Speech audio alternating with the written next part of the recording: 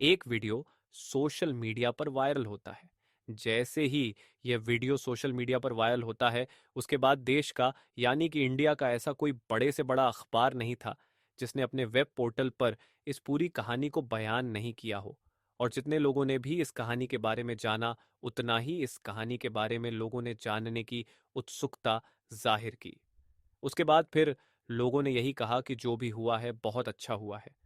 हालांकि कुछ तबका ऐसा भी था जो इस घटना को लेकर विरोध में उतर आता है और वह कहते हैं कि इस व्यक्ति को कानून का पालन करना चाहिए था, कानून के सहारे से ही अपनी लड़ाई लड़नी चाहिए थी। लेकिन बड़ा तबका उसके किए गए फैसले के पक्ष में जाता है। आगे होता क्या है, क्या नहीं, यह तो खैर पुलिस की जांच के बाद स्पष्ट हो सकेगा।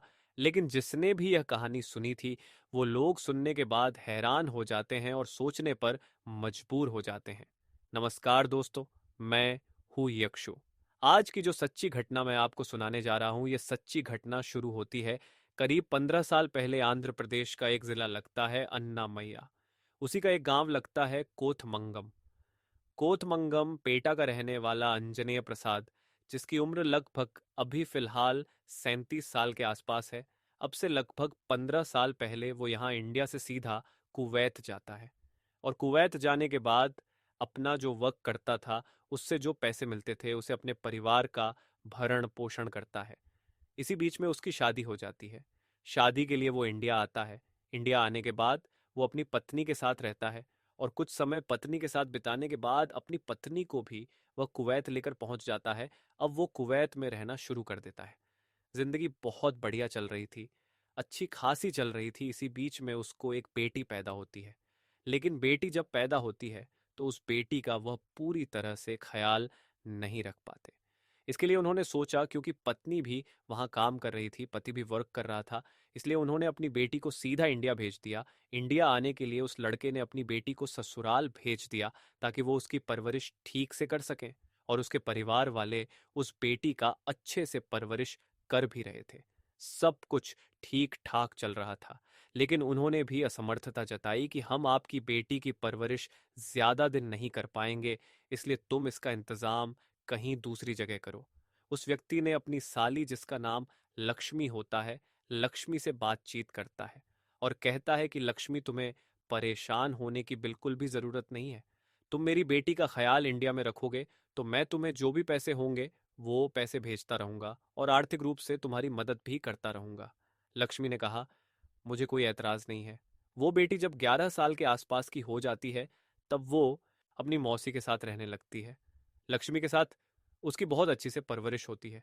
माँ और बाप समय समय पर अपनी बेटी से बातचीत भी किया करते थे। सब कुछ ठीक ठाक चल रहा था।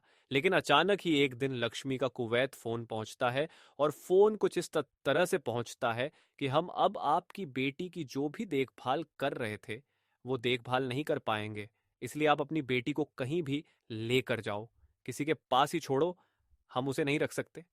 लेकिन जैसे ही अंजनेय प्रसाद को, जो कुवैत में बैठा हुआ है, उसकी पत्नी को यह बात पता चलती है, तो सोचने पर मजबूर हो जाते हैं कि सब कुछ तो ठीक चल रहा था, अचानक से बेटी को ये वापस भेजने की बात क्यों कर रहे हैं। तो इस पर अंजनेय प्रसाद की पत्नी कहती है कि तुम परेशान मत हो, मैं वहां जाकर अपनी बहन से बातचीत करूंगी। लक्ष्मी मेरी बात को बिल्कुल भी नहीं टालेगी।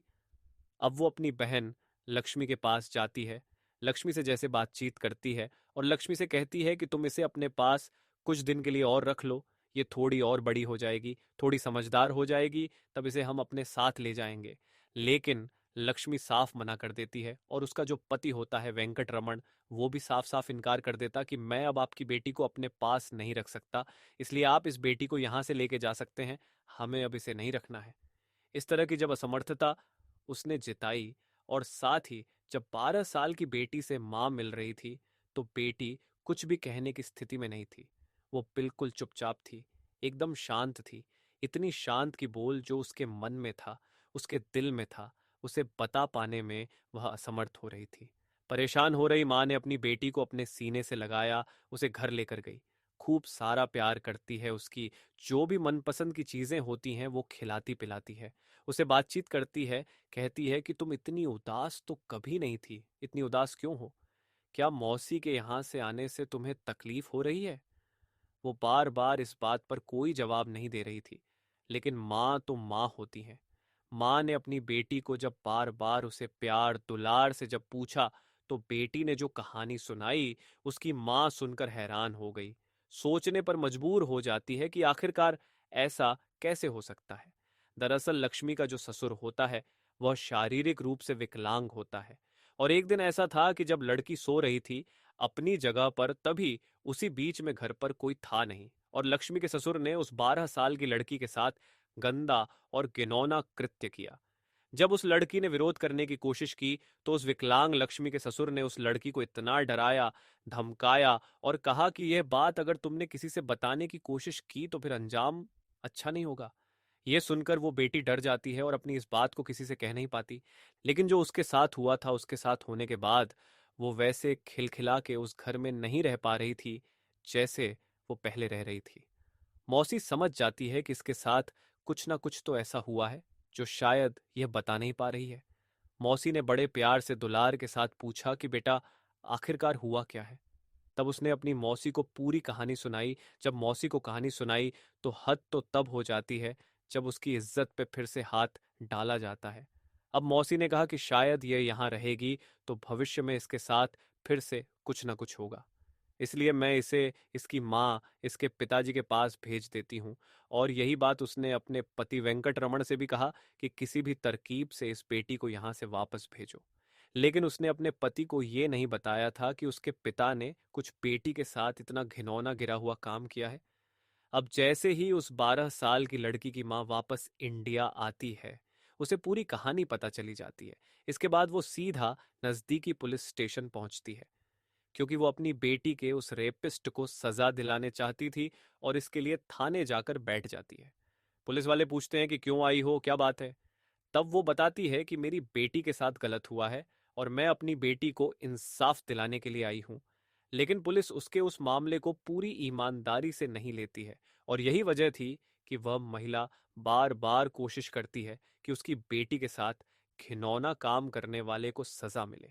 इसी कारण पुलिस लक्ष्मी के ससुर अंजनेयुल जो आरोपी होता है, उसको बुलाते जरूर हैं, डांटते हैं, डराते हैं, फटकारते हैं, लेकिन जो उस पर धाराएं बनती, जो उस पर अपराध बनता, जो उसे सजा मिलनी चाहिए थी, वो उसे नहीं मिलती।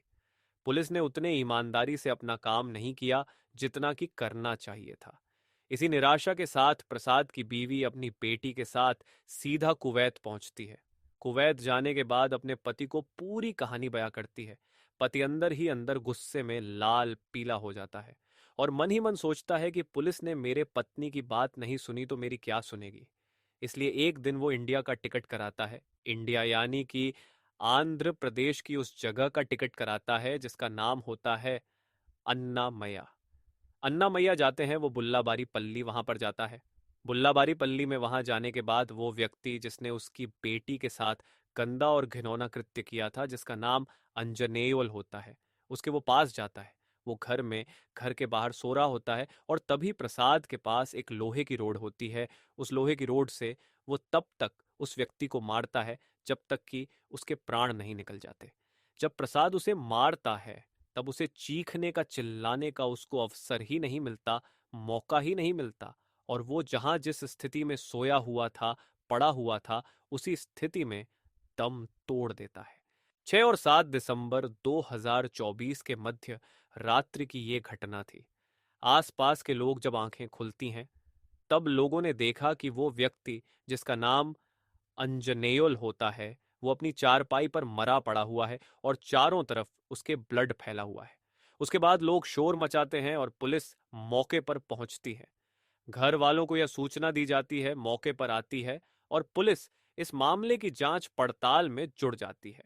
लेकिन तमाम कोशिशों के बावजूद भी यह पता नहीं चल पा रहा था कि आखिरकार अंजनेयुल की हत्या हुई कैसे। पुलिस को कोई सुराग नहीं लगता, हालांकि पुलिस की जांच चल ही रही थी। लेकिन अंजनेयुल की हत्या के 2-4 दिन के बाद 11 दिसंबर 2024 को जैसे ही सोशल मीडिया पर कुवैत से डाला गया एक वीडियो वायरल हो जाता है, तब आंध्र प्रदेश की जो पुलिस होती है वो थोड़ा सक्रिय होती है, और उस घटना में पता चलता है कि जो 37 साल का प्रसाद है, जिसकी बेटी के साथ रेप हुआ है, उसने इस पूरे घटनाक्रम की जिम्मेदारी अपने ऊपर ले ली है। अब पुलिस उस व्यक्ति को गिरफ्तार करने के लिए कोशिशें कर रही है, क्योंकि जो व्यक्ति विदेश चला जाता है तो विदेश से किसी व्यक्ति को वापस अपने इंडिया लाने के लिए एक तरह की कानूनी प्रक्रियाएं होती हैं। उस प्रक्रियाओं से गुजरना पड़ता है। यदि इस प्रक्रियाओं से गुजरेंगे तो शायद बहुत लंबा वक्त लग जाएगा। लेकिन उस व्यक्ति ने बड़ी हिम्मत जुटाते हुए ये बताते हुए सब लोगों को यह जताया कि मेरी बेटी के साथ गलत हुआ और मैंने ये काम किया क्योंकि मुझे कानून पर भरोसा नहीं था, इसलिए सब काम उसने खुद ही किया। आगे उसने यह भी कहा कि जब वक्त आएगा तो वह अपने आप आपको सरेंडर भी कर देगा, क्योंकि उसने जो कानून का उल्लंघन किया है वह नहीं करना था। मगर वो नहीं चाहता कि जो हुआ है वह आगे भी किसी के साथ ऐसा हो। अब फिलहाल पुलिस उसे गिरफ्तार करने की कोशिश में लगी है। वह गिरफ्तार कर पाएगी या फिर उससे पहले ही वह अपने आप को पुलिस के हवाले कर देगा, यह तो खैर भविष्य के घर में छिपा है। लेकिन जिस तरह की यह घटना होती है उसके बाद कुवैत या फिर विदेश में नौकरी करने वाले लोगों के दिमाग में यह बात पहुंचती है, और जिसने इस पूरे घटनाक्रम को सोशल मीडिया के माध्यम से जाना समझा, वो लोग बड़ी संख्या में इस व्यक्ति के फैसले के समर्थन भी करते हैं। कहते हैं कि इसने बहुत ही अच्छा काम किया है और कोई भी बाप अगर ऐसा करता है तो उसमें क्या बुराई है। लेकिन यह सरासर कानून का उल्लंघन है। इसलिए एक तबका ऐसा भी है जो इस घटनाक्रम को लेकर कह रहा है कि अगर पत्नी की बात पुलिस ने नहीं सुनी थी तो उसे खुद आना चाहिए था। उसके बाद उच्च अधिकारियों के पास जाना चाहिए था। यदि उच्च अधिकारी भी ना सुनते तो फिर उससे ऊपर की शिकायत करनी चाहिए थी।